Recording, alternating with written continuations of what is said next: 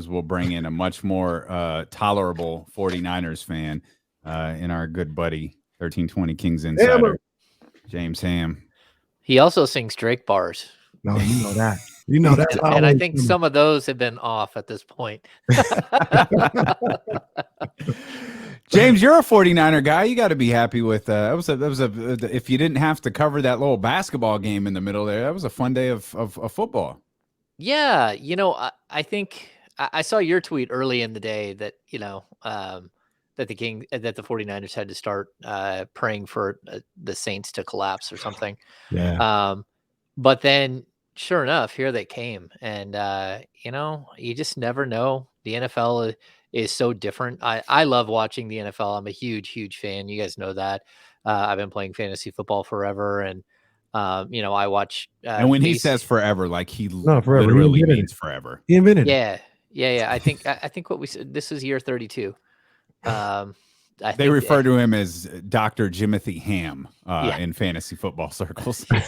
Yeah, we have a team rolling with Mahomes because we have Mahomes. And who you were very angry at earlier this year. Yeah, I was very angry at earlier this year. Well, I mean, he's turned it on now, but like there was a huge amount of time where he just looked totally disenchanted and like disinterested and just Anyway, I had two screens on the whole time watching, and even the Raiders game. I don't like the Raiders. I was actually pulling for a tie because I like the Steelers even less than I like the Raiders. And I would have liked to have seen San Diego make it, and I thought that would have been a fitting ending to the season and the end of Ben Roethlisberger. But especially since they're now in Los Angeles. Yeah, exactly.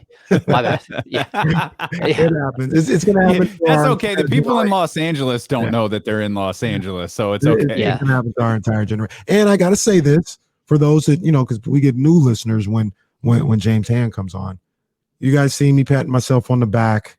You see me giving myself props. Yep. I do that because I can be completely honest. Damien, what I say earlier, I didn't think the Niners were going to win that game until Ambry Thomas came with the touchdown. I was terrified the entire time. It was a roller coaster. People were calling me, texting me. I was like, well, it's over. It's done. I thought it was done 4 or 5 different times yesterday and didn't believe the job would get finished until it was actually finished. So yes, I'm not acting like I saw this all along. No, absolutely not. I was terrified. Yeah, it was enjoy stunning. your win. Yeah. I mean, it was stunning. It was stunning to watch them come back, and even when they gave up the late touchdown and then they punted, what was it, 4th and 18? I'm like, you're punting with like 2:19 left in the game. I don't care if you got all 3 timeouts.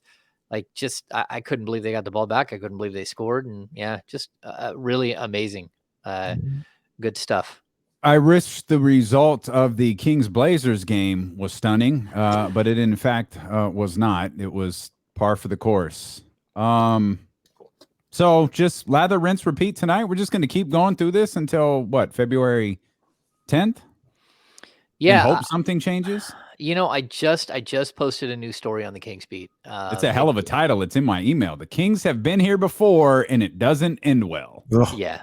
Well, no, I mean, pretty. the problem is, like, look, I've watched this team for 12 seasons.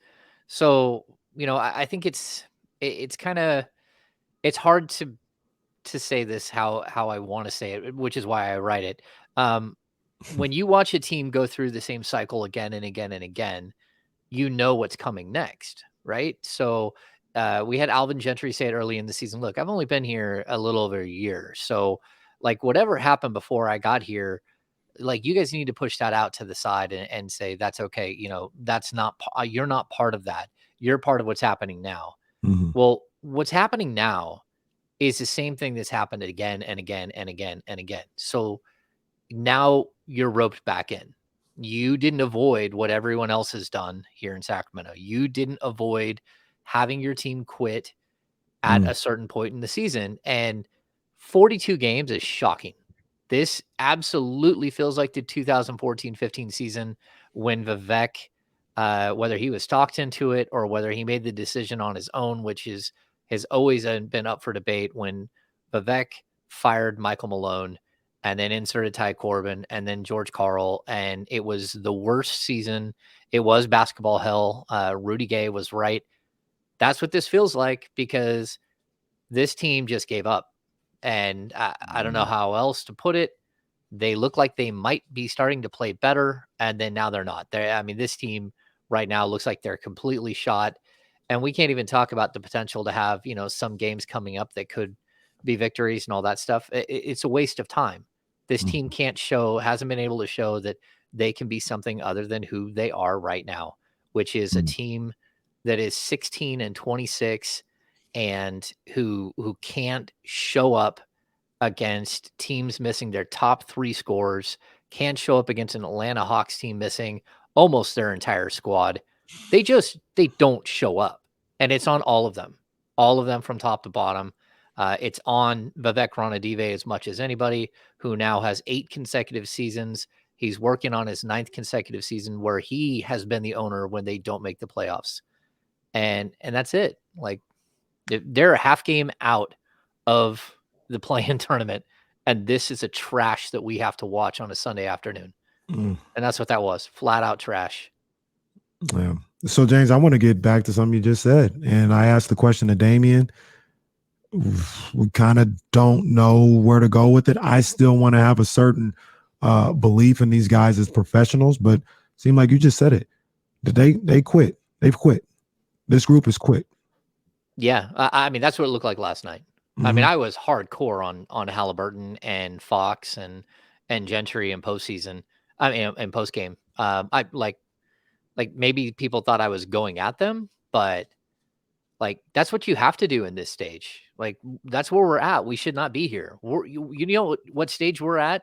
We're at the stage where Jemias Ramsey, Robert Woodard, Lou King, and Neemias Queta need to be put into the rotation. That's where we're at. We're at that last 20 games of a season when you wave the white flag and you're playing for a nice lottery pick and not for anything else. And the worst part is they're not even good at that. That's the worst part. They're not even good at losing the right way.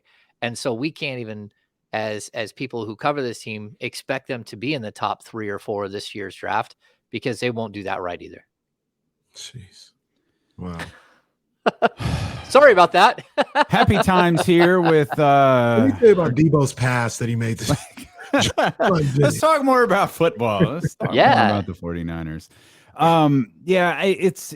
It's tough, James. Like, we talk 3 hours a week together, sometimes more, and at this point it's just all getting repetitive. This is their third 4-game losing streak of the season. I thought Tyrese was okay last night. De'Aaron, not his best game, coming off of a handful of 30-point games, but now it's just like, this is just can he ask you the question of, have they quit? Look at the only other option is just to accept they're terrible. And I was like, I don't know if they quit, but they're freaking terrible. Yeah, but that's not what the talent says. Like, it doesn't matter. Like, I know that people, like, I have written, you're not good enough. I've written that the core has shown that they're not good enough, but the pieces are not as bad as the sum of the whole. That's the problem. You're looking at it and you're watching it play out, and every step of the way you're wondering why it is that they are this bad. And it doesn't make any sense. Like, I don't understand where Harrison Barnes went for the last couple of games. I don't understand why, we get this same Buddy Hield act again and again. And then he wins one and everyone forgets just how bad the rest of the like 45, 50% of the games have been. You can't be bad half the time. And that's where we're at with so many of these guys. It's just, they don't want to show up every single night. And, Alex Len out there, I thought he played really hard. Like, why is no one feeding off the energy that guy brought? And I thought Halliburton, when he was, for long stretches, was totally good. Terrence Davis, you're going to give a little bit of a leash for his play because he's been out of the rotation. He had COVID. He had the ankle issue. But my goodness, like, if you didn't see that in the first 30 seconds that you couldn't play him, I don't know what you're looking at, because you can't let somebody try to play through it and try to, knowing that you're playing a team the next night that just hammered you, and that you don't match up well against, you can't let one guy just play so poorly that you have no chance to win when he's on the court.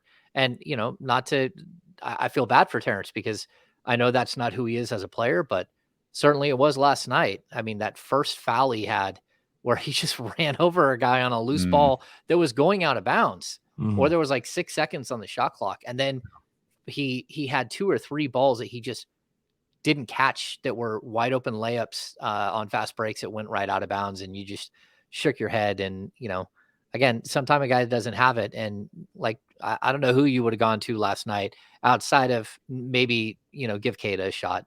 Like I would have liked to have seen Keita go in there and see what he can do, because the rest of those guys, I mean, at that point, you know, I just don't think that anyone had really deserved the minutes on the court outside of maybe Lynn and Halliburton. Outside of that, it was pretty rough to watch.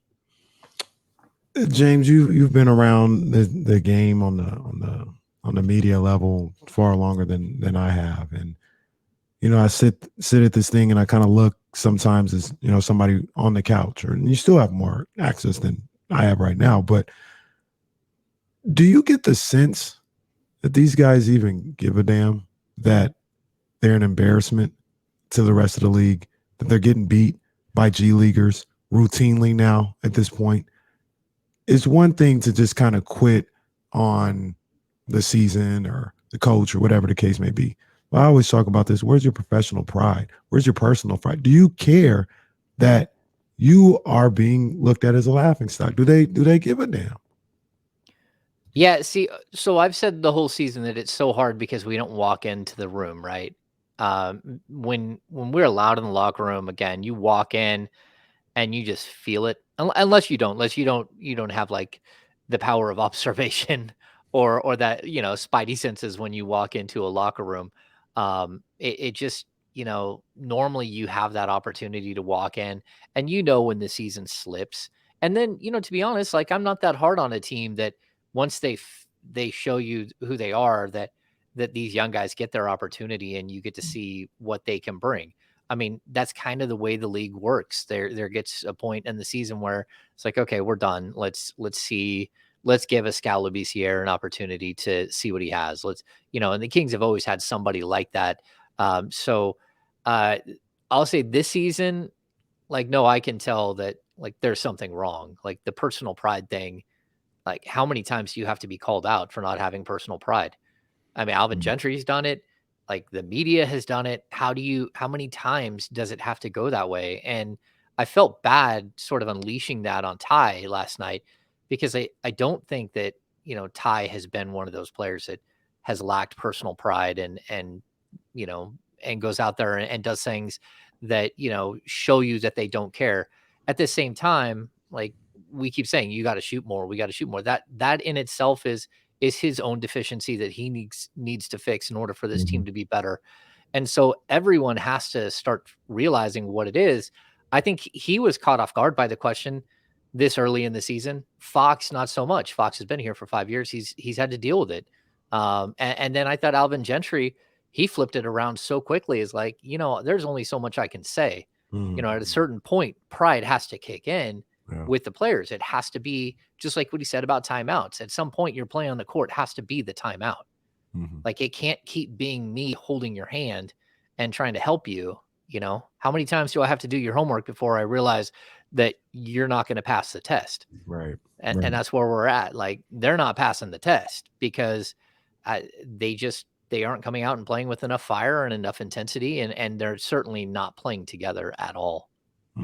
James Ham is going nowhere. There's more I want to ask you about that Alvin Gentry said last night, and then we'll get ready for the game tonight against the Cleveland Cavaliers. That's all coming up with our 1320 Kings insider James Ham on this 49ers Victory Monday, brought to you by Gilmore Heating, Air, and Plumbing. Right now, Gilmore is offering Niner fans a $49 furnace safety inspection. Just mention this ad. You get more with Gilmore on D'Lo and KC on ESPN 1320. Yeah. Yeah. I'll be right back.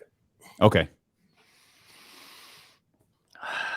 Yeah, sorry to be Debbie Downer and just blow up. It's perfect. We were trying to put off King's talk as long as possible because it was like I don't know what to do.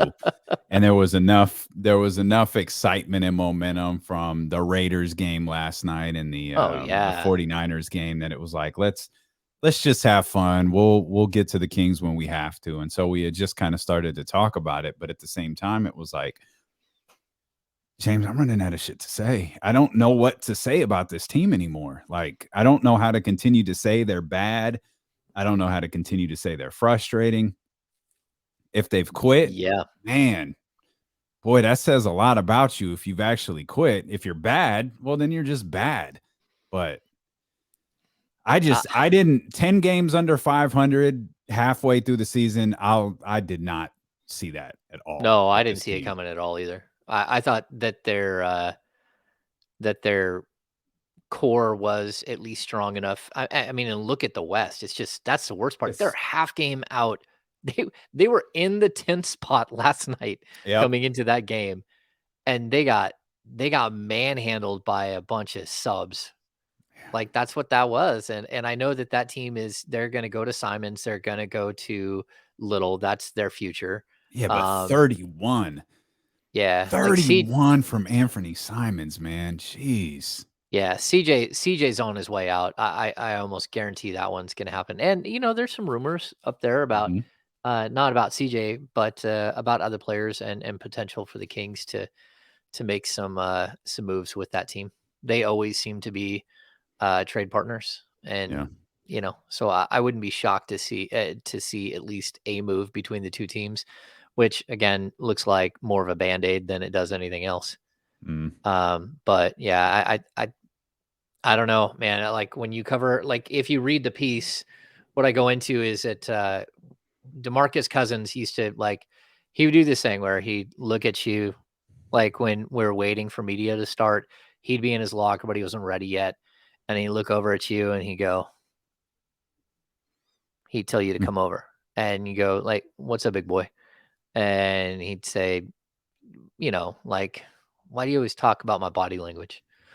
And I'm like, well, because I have like 75 photos that just got dropped in my inbox from tonight's game.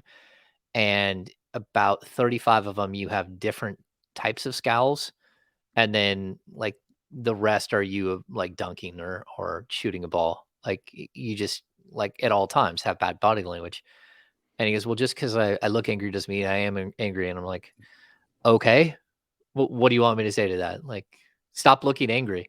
But one time he called me over and he said, hey, how come you always write about all the technicals I have? And I'm like, well, you just got another technical. So I'm just putting it in context. That's my job as a writer.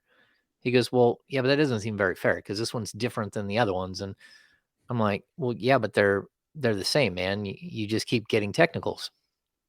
And he's like, well, like, again, I don't know why you're always writing about it. I said, okay, I'll make you a deal. You don't get any more technicals and I won't write about technicals anymore. And he just kind of laughed and was like, okay, I get you. And I'm like, yeah, I'm like, and he never got another technical again. No, and he kept getting technicals and I kept writing about him and we never had another discussion about it. That's it. One time he pulled me over and he said, hey, did I deserve that tech? And I said, you know what? On that play, I do not believe you did. I said, but DeMarcus, the previous 4 plays, you berated the official the entire way back down the court. I watched you do it. I knew the tech was coming. You got a tech for saying something small, but at that point, it was like the boulder had already crushed them rolling down the hill and they were just done with it. And that's why you got it. So, like we could always have those honest discussions off the record, like just quiet. We're coming back, James. Sorry. All right.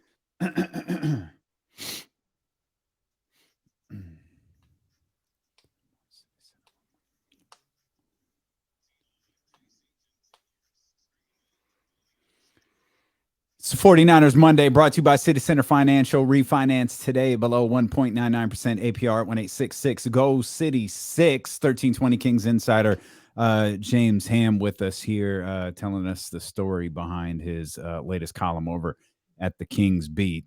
Encourage you to go check this out. You were talking about a couple of things that Alvin Gentry said last night. I know you posted something about no time for pity parties. He did say something that kind of it got my attention, and I'm curious your response to it. He said, something along the lines of that he thinks the team is like lacking confidence right now.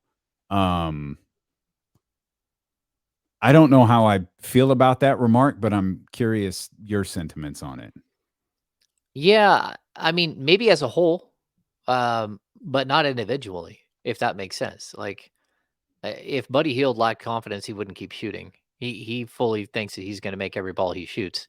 I think De'Aaron Fox running to the hole. I mean, De'Aaron Fox just scored 30 points 3 games in a row and had 24 the game before that, and had a bit of a shoulder issue. I mean, coming into last night, he had been averaging 28.5 points per game over his previous 4. Like, there's no lack of confidence there. Like, Tyrese Halliburton wasn't shooting enough. He was still, like, over his last 5 games, shooting 65% from 3. Like, that shows you a lack of confidence, that there might be like, there was no lack of confidence. These guys they just don't have confidence in each other, I think would be the bigger point, because it's in order to be successful at the NBA level, it's what we call like moving on one string, or pulling the rope, or holding onto the rope. Like, these guys have to move together. It's very basic. Everyone has to be in sync on defense. You all have to move together. On offense, you all have to move together. When De'Aaron Fox is driving down the left side of the lane, which everyone knows he's going left, you have to start sliding around the right side, getting in position where you can keep seeing him and he can keep seeing you the whole way to the basket, so you can catch a pass, so you're ready on the perimeter. That's just not happening. That's not happening. And guys are not, one guy will switch and the other guy won't. So now we got 2 guys guarding one guy and one guy left wide open. Like, it's so many little mistakes that are communication errors, they're flow errors. This team just really doesn't have any continuity.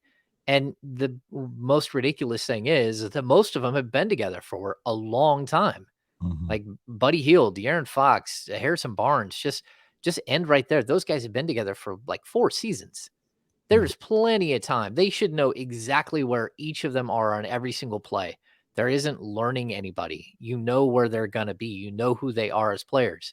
And so I think that's why I keep saying, like, look, the core isn't good enough. You've shown that. So let's start with that. Let's start with breaking up the core, and then go from there, because it might not have to be more than 1 or 2 pieces in order to change that dynamic. But something has to change, because we've gone well past the definition of insanity. We're just doing the same thing every single night, and getting the same exact result, and then wondering why. So I usually don't like to do this. Forgive me, Damien. Damien is the radio savant. 2-part question, James. 2-part question. The John Dickinson 2-part question. Go ahead. First one, because it really depends on how you answer, how I ask the second one. Do you believe Monty McNair believes in De'Aaron Fox as in like wanting him here long term? Yeah, I mean, he gave him a 5-year, $163 million extension. People forget that wasn't Vlade who gave him that extension. Mm-hmm. I mean, he had no choice. The extension had already been negotiated. Everyone knew what they were getting and all that stuff. But he's still the one that had the contract made. I mean, Monty gave it to him. He did it at gunpoint, but he gave it to him. Well, I mean, I guess maybe. But again, here's the deal. Before you get to part 2, like, if you're going to take a job that your head coach is already decided and you can't fire him this season, you might be able to fire him next season. That's one issue. B, there's some mystical guy out there that's the advisor to the chairman, and Joe Dumars. Oh, by the way, you beat out Wes Wilcox for the job, but we're going to hire him as your number 2. So, like, if you're willing to take that job, then it's on you. With it. Yeah. Like, a guy who takes a job cleaning out porta potties, he knows the job he's getting into. He knows he's going to walk into at least 80% of his porta potties that are totally destroyed and something horrible has gone wrong. Yeah. Like, don't be surprised if you're the porta potty guy if that happens. Right. So like if you're walking into the This is the Sacramento greatest Kings Kings analogy I've ever heard, by the way. But I mean, like, look, if you're walking into the Sacramento Kings situation, you know you have a meddling owner. You know that Joe Dumars is out there. Mhm. You know that you didn't get to hire your right-hand man. You know all of you know you had to keep Luke Walton. You know you had to give De'Aaron Fox the extension. Yeah. Like the only things that he didn't know was whether or not he would keep Bogdan Bogdanovic or not, and he chose not to, which was the one decision that might have been easier than all the others. Hmm. Like, yes, you keep him and you figure out a way to trade Buddy Hield or trade Bogdan Bogdanovic in the next year. That's it. Like you had options. You took away your options by getting nothing. That's the only thing. And then, again, he's done well in the draft. And so you knew you had a draft pick coming in. And he did well with especially his first one with Halliburton. But, overall, like, look, he stepped into this job knowing that this is what it is. And then like he's basically like, not only has he not made a bunch of moves, but on top of not making a bunch of moves, he has been almost non-existent in the media, especially local media. He Mhm. plays with the big fish and thinks that that's okay. But it is what it is. Like no one is reading Wojnarowski to figure out whether or not Monty McNair is doing a good job or not. They're just not. They don't care what Woj says. All they care about is a tweet on who's getting traded. It's guys like me who are here every day that fans, at least somewhat listen to about the tenor of your team and what should and shouldn't happen. All I can tell you is that since they fired Luke Walton, they're one of the worst teams in the league in pace. Their offensive rating has dropped in almost every single game, to where they're now 22nd in the league in offensive rating, when under Walton they're like a number 8. Like everything, their defensive rating plummeting, like everything about this team has gotten worse. And that's not because I think Alvin Gentry is a worse coach than Luke Walton. I think it's because you walked into this season and made a move. If you were going to do the Walton move, you should have done it before. You destroyed the chemistry inside the locker room. And now Alvin Gentry is here trying to pick up the pieces of a disaster. And that's not fair on Alvin, which is why I don't blame him. Why I totally agree with him. At some point, it's about personal pride within the players. He's been around long enough. He's a solid NBA coach. Is he, Red Auerbach? No. But at the same time, the Atlanta Hawks fired their coach midway through last season and installed Nate McMillan, and that team just took off and went all the way to the Eastern Conference Finals. Mhm. Like, this is about the players. It's about their reaction. It's about them not having the ability to step up and to be men and to take on the challenge. And that's what we're seeing. We're seeing a group of guys that are not ready for the challenge. They weren't ready on Wednesday. They weren't ready on Sunday. They weren't ready on Friday. Some games you're playing teams that are just flat out better than you. That is not what happened on Sunday. You played a team that literally is trying to shut down their season and play for a draft pick. That's what they're doing. The Portland Trailblazers do not want to win at all. The players on the court still have personal pride. They came out and they waxed you. Yeah. That's it. Wasn't even close. That's the other embarrassing. Wasn't even close. Yeah. But the second part to that is, so Monty wants Fox around. Our teammate. Well, maybe not. I mean, that's what we think. I think he does too. I do. I'll just say I think he does too.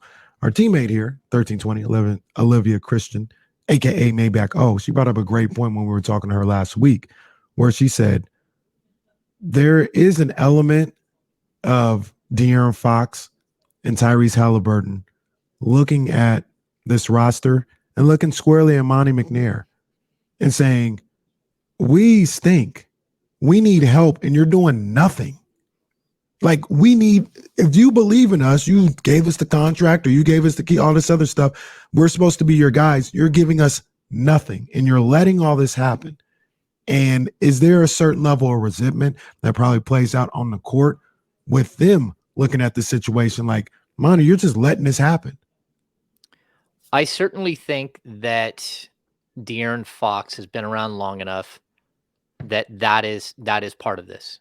That he walked into this season and said, man, this is the same team that we walked out of last season with. This is, I still have to deal with the same exact personalities, the same everything. Like, you did not make substantive changes to the roster. I totally get that. Halliburton is happy-go-lucky, second year. Now, maybe midway through his second season, he's looking around going, okay, what in the world? How does this happen? And Fox is sitting there right next to him going, man, this is my personal hell that I've been in. And both of them want to be here. They have in the past. So yeah, I think a certain amount of it is that. It's that, look, it's not like what I say isn't something that they don't think. That, it's not like everyone doesn't think that they would be a better team with Bogdan Bogdanovic on it. They all know how good Bogey was. They know that he was a gamer, that he was a big shot taker and a big shot maker and probably the best 5-tool player on the team. And you lost him and you got nothing.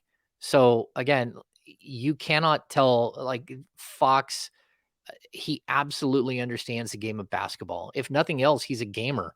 He plays them, on his PS5 or his Xbox. He knows the team. He knows the league. He knows all of it. And he absolutely knows the players that you brought in. While he's not going to say, I can't believe this is what you brought in, he still is honest, with himself at least. Says, look, I know what they bring and what they don't. And what they don't bring is, some of the stuff we need. Like, I wrote a piece on Sunday. It's not just, you have to look at the players that are available to trade, and who knows if the Kings can get any of these players that we've talked about, the Siakams, the Sabonis's, Miles Turner, Simmons, all these guys. The thing is, if you look at each of them, they each bring something that the Kings just flat out lack. You need a big man that can shoot the three. The Kings don't have that. Okay, Christian Wood, Miles Turner, Sabonis, Siakam, they all bring that. They need a defensive stopper. Every single one of those players brings something defensively that is different than what the Kings have right now. They bring size, they bring athleticism. Miles Turner leads the league in shot blocking. Simmons is a second in the league in defensive player of the year. Like, you need a playmaker. Sabonis averages almost 7 assists a game. Like, from the center position, even Siakam, 4 assists and some change. Like, Harrison Barnes right now is averaging 2.2 assists per game. Buddy Hield's right around the same. Last year, these guys had almost double the amount of assists that they have this year. No one is passing. No one is playing together. It is totally dysfunctional on the court, which is clear. And the problem is that you can look around the league and say, maybe the Kings can't get this top tier, but there has to be someone that can change the trajectory. They don't even have a 3-and-D wing. They have a D wing in Harkless, but there's no 3. You're running Chimezie Metu out there. Chimezie Metu shooting like 22, 23, 24% from 3. He shot almost 100 threes on the season. That's a lot of threes. Davion Mitchell shot a ton of threes. He has not hit a ton of threes. Like, outside of Fox and Halliburton, outside of Halliburton and Barnes, you really don't have any 3-point shooting on this team right now. It's just really a struggle. They have to make some changes, and I don't know when you actually do it, but we've come to a point where if now would be good. Yeah, and if it's not now, then get me someone who is going to make those decisions, because we've already gone through it. This is, you can't have 2 off seasons and then and 2 trade deadlines and then get a third one when you haven't done anything at all. Outside of 4 guys who, as of last week, were out of the rotation. Terrence Davis, Alex Len, Tristan Thompson, Mo Harkless, all out of the rotation before this current, again, we're hit with another COVID run. You're listening to D'Lo and Casey along with James Ham here on ESPN 1320 KIFM West Sacramento, KRXQ HD2 Sacramento, and Odyssey Station, and driven by Lasher's Elk Grove Dodge. You said something, and you actually said it twice, and I don't think it's something that we've discussed on this show before. So I think it's worth mentioning again. Monty McNair didn't hire Wes Wilcox. We're going to get into semantics here, but they were up for the job together. They did not have a lasting a relationship beforehand. So, I mean, one of them came in first place for the job and the other one did not. And now they're both on the staff together. So, I mean, So the whether, Kings made the decision to hire. I mean, obviously they didn't make the decision. They offered an assistant general manager job to the guy who finished second for the general manager job. well, clearly, like Monty McNair is part of the discussion at the end, but like, will you take on, can he be your number two? That's part of the discussion. I mean, that Is that again, normal? no, come on. It's not normal to have like a mystical Joe Dumars out there that who knows, that's like most of the stuff that we're talking about is not normal functional parts of the NBA. So the Now Kings is just continue to make the same mistakes over and over and over and over and over again. Well, yeah, I mean, that's like I've told you that like this is Groundhog Day. Like again, you have a GM who gets hired. Michael Malone gets hired first, and then Pete D'Alessandro. Pete D'Alessandro doesn't want Michael Malone as his head coach, so he has him whacked like 20 something games into the next season. Like, and then you let Pete D'Alessandro hire George Karl, even though you already know you'd already brought in Vlade Divac. You already know you're going to fire Pete D'Alessandro. Pete D'Alessandro loses his job. Now Vlade is stuck with George Karl. Like, this is the cycle that we continuously go through where you have a GM who did not make the coaching hire. That's why, again, this is such a difficult situation to walk into for anyone from the outside. It is. I don't know how else to walk into this situation, and like it's there's so many challenges, and that's why it you hear people say it starts at the top. It does. Like, these things always start at the top, and that's not to say that he's the worst owner in the history of pro sports, but at the same time, He might be like pretty close. well, I mean, the Damian, like the Maloofs had 7 consecutive non-playoff seasons. And the last either 2 or 3 seasons, they ran the lowest payroll in the NBA. The reason why they had the worst teams was because they did not pay at all. Now you're paying my first season, the Kings had a $58 million payroll. Their payroll is still it's $130 million, and you might lose more games than they did in that first season. Wow. Like, and again, Maloof's 7 years. Vivek is already, he's 8 years of the 15 years without a playoff run. And the Maloofs had an excuse. They ran out of, out of NBA money. Like, they didn't run out of money, but they ran out of NBA That's how money. rich I want to be. I ran out of NBA money. Yeah. No, I mean, that's where they came down to, they were paying themselves a salary at the end. I mean, that's not usually a good sign. So I was asked last night on CBS Sports Sunday, Channel 13 Sports Sunday, with my guy Ben Ross. We were talking about some trades and what trades should be looking to make or whatever. And then he asked a follow-up question, and he said, would that even matter? Like, is the best course of action to just blow this thing up and start over, get a couple draft picks in the first round or whatever? Are we there where it's get rid of everybody on this roster and go OKC? Or are we at that point, do you think? Well, I mean, I don't think it has to go that way. Like, and the problem is, I'll state the obvious. If that's the way you go, well, you already lost. OKC already did it. They're already better at it than you. They already have like 17 draft picks over the next 7 drafts. Like, they already did that. So how are you going to beat a team that's ahead of you? I mean, this Kings team was coming up at the same, they were a year ahead of Memphis like 2 years ago. And now they're 3 years behind. Mm-hmm. Like, how do you explain that? And so I don't think blowing it up, like, I get the sentiment. I think there are only 2 courses of action. Well, I guess there's a third. I'll start with the third. You could do nothing and then just whatever happens this summer happens to whoever's involved.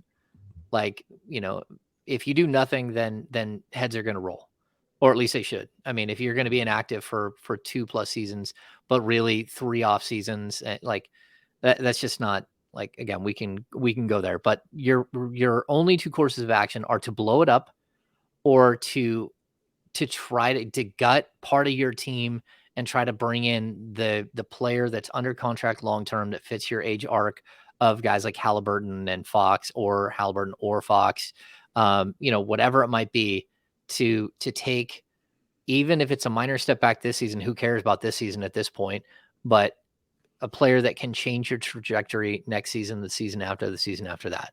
That would be more of the move I would look to make. But then again, I'm playing from a point of view that, number one, I don't think the Kings can be game changers in the draft, because again, we started out the season hoping to win, and now you're way behind all the teams that have not tried to win. And there are teams that are going to be better at losing than you are, and you're going to be the 7th or the 8th or the 9th seed yet again, no matter what. Right. So again, you just lost. You lost this season. So you either have to blow it up, or you need to really, really swing for the fences and crush one out of the park. And I think that's how I would attack this. I think Kings draft picks are worth a ton on the open market, because the Kings are always, they always struggle, and they are struggling now. And I think a lot of teams can see, just like how when the Pelicans traded for DeMarcus Cousins, they went from just about in the playoffs and they finished with the number 10 pick. I know that because the Kings had the number 10 pick from them that season, which they traded for 15 and 20, which is a whole nother trail of destruction. But that 10th pick, like a lot of times when you make a trade right now, if it's for a franchise altering player, it doesn't take initially, again, people keep saying, let's just throw Ben Simmons in, he'll fix everything. Ben Simmons hasn't played in 45 games. He's been sitting around doing whatever he's doing. How many games does it take to get him in game shape? How long does it take him to get into functional, fitting in with his teammates, chemistry, all that stuff? The answer is we don't even know. So any big move that you make is going to come with the risk that it will have a huge, you might win 1 or 2 games right up front and then lose 6 or 7 because you're trying to figure each other out and then recover. But by that point, the Kings are 16, 18 games under 500. So yeah, it's not again, that's where we're at. It's if there was a move to make and you didn't make it 2 months ago, that's pretty harsh. Even the Buddy Hield move during the summer that didn't happen. I don't think that's on Monty for that not happening. They got swooped by Washington in that deal. But at the same time, where was plan B? You didn't have plan B. And plan B, it couldn't possibly be Tristan Thompson, as your big offseason acquisition. So, and I think that's, you talk about the draft and confidence in the draft. And I think the fact that no deal was done for Buddy Hield, and at this moment, no deal has been done for Buddy Hield, I think it's killing Davion Mitchell. I never know what to expect on a night-to-night basis from Davion anymore. Well, I don't, I say anymore. I really never have. I feel like they just don't know how to do this because Buddy and Terrence are on the rosters eating up minutes at the guard positions. Well, either way, there's no room for Buddy and Terrence. There's just not. You saw it, the mistakes that were made again and again, you just can't have 2 or 3 mistake players on the court at the same time. It just doesn't work. And, Davion's really struggled with his shot since coming back from health and safety. But at the same time, he keeps shooting and Tyrese Halliburton doesn't. So I can go back and almost every game, he's 10, 11 shots. That's not the case with Halliburton. So again, it's everyone has to function as they need to find roles for sure. They need to figure that one out because we can't have one night where Buddy Hield's taking 4 shots and another where he's taking 19. That doesn't work out. We can't have the same thing with Harrison Barnes. One night he's shooting 8 shots. The next night he's shooting, 15, 16 shots. He should be around 15, 16 shots every single night. And then you got to start mapping out who is taking those shots that they're not taking. And you can single it out. I mean, Chimezie Metu taking a lot of shots when he's in on the court. Davion Mitchell taking a lot of shots per minute. If that's the design, then it sure does seem to me like you're playing into the opposition's hands. They are dictating who is taking the shots. And that's what it seems like. It seems like every team that comes in, they're able to figure out how to get the ball out of Fox's hands, out of Halliburton's hands, and into Metu and Mitchell and Healed, and either you get erratic Healed or you get like lights out Healed. And so teams are like, all right, that's fine. Go ahead and let that guy shoot it. He's either going to shoot him out of the game, or, if we lose, we lost because Chimezie Metu or Davion or Buddy had a huge night. And again, this not to trash on any of those guys, especially the young guys that are trying to make their way. But if a team is allowing a guy like Chimezie Metu to shoot 12 times a game, it's specifically by design. You know what I mean? It's well, not it like makes me. It's not brain surgery here. It makes me think like Cleveland tonight. Like they're walking into like it's what we think when we see that Portland team last night, or when we see the Charlotte team of a while back. They're walking in going, "Yo, hey, we gonna let Chimezie Metu beat us tonight? We gonna let someone named Jameis Ramsey beat us tonight? We gonna let the ghost of Alex Lynn beat us?" And those teams are like, "Nah, hell no!" And they go out and whoop the Kings' ass. Meanwhile, the Kings are out there getting rocked by every G League 10-day contract guy you can think of. Yeah, but I mean, even like going into last night, everyone knew that Simmons is the guy right now. And you left him open. He shot 7 3. He made 7 threes. Like you 7 of 11. You knew the game plan. You knew what it was, and they still clubbed you. So like so that's funny. Mark Jones, if the Kings, get together a couple stops here before he even gets the word stops out of his mouth, the Blazers hit a 3. I love Mark. He was right in the middle of saying how De'Aaron Fox had taken a precipitous jump in his free throw clank shooting. Yeah. He missed them both. You jinxed him. You jinxed him, man. So yeah, like again, and didn't like, even acknowledge it. Didn't Yeah. even acknowledge that he just caused De'Aaron to miss those 2 free throws. I swear, I brutal. do vent like this, like on occasion. But when I do, it's usually like with my dad on the way down to the game, and he just has to put the phone down while I sit there and go off. Which I probably should do more than coming on here and doing it. Oh, no, it's great No, content when you do it on Keep here. it here. Yeah, It's great. I get it. I get it. I just, like again, I don't want ill will for this team. I just like what I wrote in today's piece. Like, I've been here before. I've been here before so many times, and maybe they don't see that that's where they are. I see that that's where they are, and like I want to forget about all the technicals and not have to write about the technicals. But you keep getting the technicals. I don't want to write about 15 years of playoff drought, right? You just keep giving that to me, and there's nothing I can do but call you out now and say, this is you. This is who you are. It's who you repeatedly are. And like, until you decide to change something, then I don't know what to tell you, because I'll keep showing up every day, and I'll keep writing my game recaps and doing podcasts and doing the work that I do. But it's going to get more and more and more brutally honest, because at this point, this is you just can't keep doing the same thing and expect something different. So, and the interesting thing about that I don't understand, which is, where I come from, personal pride and changing things, is, look, it hasn't been nothing major that happened or anything like that. But then you say what you say, or I say what I say, David, and they get mad at us, the media.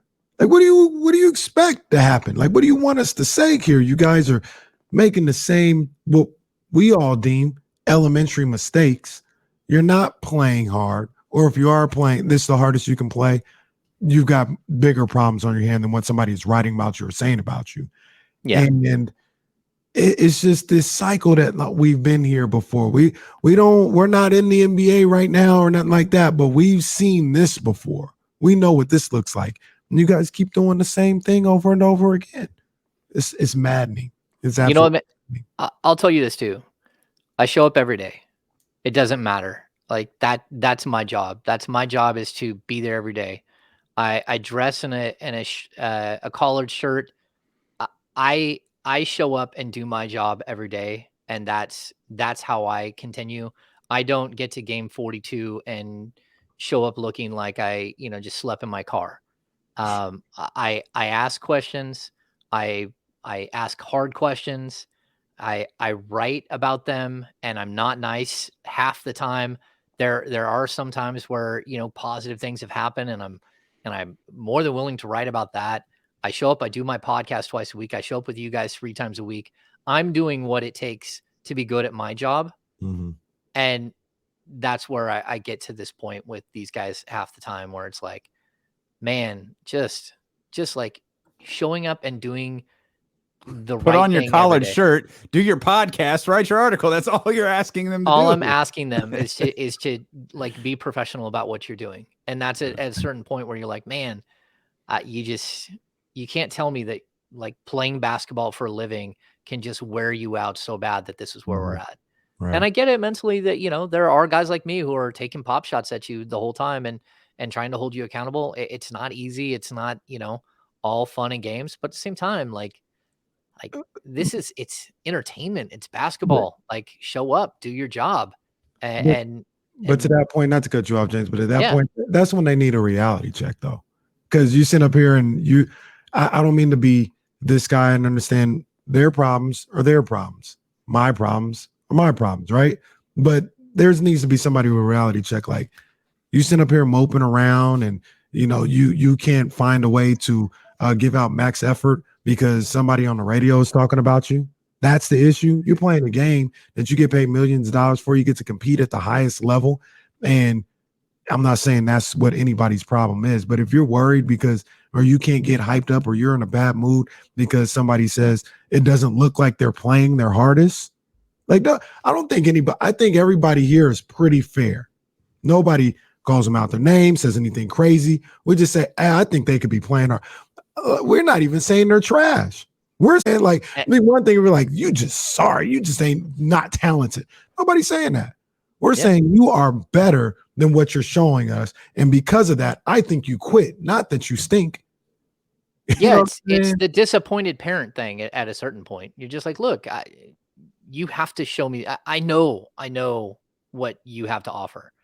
So put it out there, like do what you do, like be good. Like go chase it. That's the thing. Like go and figure out how to do this and work together. And it's like that's the scary part about this organization though, James, is maybe they don't know how. Like, how does De'Aaron Fox know how to be a great NBA player or or make his team great? How does Tyrese know? How does Marvin know? Harrison maybe is the only one who has any idea, but still, I mean, I get what you're saying. Like it could be like a magical piece that slides in that knows how to do that stuff. But how many guys you have to have in your locker room that have won championships or that have been to the Eastern Conference or Western Conference? Well, finals? probably one that doesn't wind up on a People magazine push notification every 2 days. Yeah, the TMZ. Yeah. Yeah, maybe not that guy. Maybe that guy shouldn't be the big talking point of your press conferences anymore. But that's not going to happen anymore. But I'm sure. But go ahead. Yeah. But you know what? Even right, though, there ain't nobody in Memphis's locker room. John Moran figured it out. Jaren Jackson figured it out. You know what I mean? They had Valanciunas who had been through some battles. Barnes. He's a champion. No, that's true. No, everybody has that guy littered in there, but those other guys, they figured it out. You know what I mean? And I think it's time for these guys to either figure it out or to move on. No, I mean, I think we've passed that point. I don't think, like you've proven, you can't figure it out. It's time for some of them to move on. Oh, it's time for them to be in different situations somewhere else. Yes. And that's where we're at. We passed that, like we zoomed past that about 15, 20 games ago, where you couldn't show that that you can't embrace success. Mm-hmm. Like find success, embrace success. Like this team, like worse than any team I've ever seen. You win 2 or 3 in a row and then you lose by 30. Like they just embrace it. Don't walk in thinking that you're going to beat every team, but go in with a mindset, with confidence and go. I guess maybe that's where Alvin Gentry's talking about confidence, but yeah, that there's so many times where this team had an opportunity and you blew it. So it's time to try something different, try different people. And again, the owner's not changing. That's just not going to happen. So like everyone else has to figure out how to make changes in that system and in that environment. And, maybe that's like the next thing. It's that he has to be called out as many times as possible, but it's just so hard when like there's so many layers, and like we're nowhere near that guy and we aren't going to be. Like, it doesn't matter if I'm wearing a hazmat suit, they're not going to let me, within 100 yards of him. So, it's the same franchise. Like, again, I'll just tell you, it's the same franchise that literally to this date, Joe Dumars has been here over 2 years. Never once has he spoken to the media. Not once. I told you Friday I hated that matchup against Denver. I just felt bad about it. I think I hate tonight's matchup even worse. Yeah, it's not a good one. Man, that's nasty. Like which is why you have to beat the Hawks, and it's why you have to beat the Portland Trailblazers. Yeah, this could get ugly quick tonight. Yeah. So yeah, it's you got to take advantage of the schedule when it allows it, and that's just not who the Kings are. They just don't know how to take advantage of the schedule. I mean, we can what is it? Probably 6 games this season where they played a completely depleted roster, completely shot roster, and lost. And you take those six losses. What do we say? They're 10 games under 500 right now. If you take those 6 and you move them to the other side, then you're 2 games over 500. That's and you're like what, the 6 seed, 7 seed, right around there. Somewhere around there. Yeah. Is it a blessing or a curse that they continue to linger around the 10th spot? Oh, it's the worst thing ever. Yeah. I thought so. Because it just makes it so someone says, hey, if we can just get to the playoffs, if we can just get to the play-in, you never know. All we got to do is win 1 game, and then we get a whole playoff series, and then the excitement will be back. You're going to have to win 2, but go ahead. Yeah, probably you're going to have to win 2. Yeah. But you know what I'm saying? Like, that's going to be, and even those 2 games, like there's going to be a bunch of excitement. You're hoping that you can sell season tickets off of those 2 games. But at the end of the day, I don't know that you can figure that out. Let's see. Rashawn Holmes, Damian Jones are still in health and safety protocols. Mo Harkless is questionable. De'Aaron Fox is no longer on the injury report for those people asking before I go. Okay. All right. Well, you got to get on the road, Hammer. Thanks as always for joining us. Sorry if I'm too negative, everyone out there. There's nothing to be positive about. Shoot. Positive about when you're out there getting blasted by my guy Anthony Simons. James is called keeping it a stack. All right. I want you to work that into your press conference today. Alvin, you always keep it a stack. Tell us, and then see how that goes. That's version of keeping it real, I guess. Yeah. That's it. There you go. All right. There you go. You're always telling the truth, James. That's what it means. Of course. 1320 Kings Insider and 49er fan James Ham here.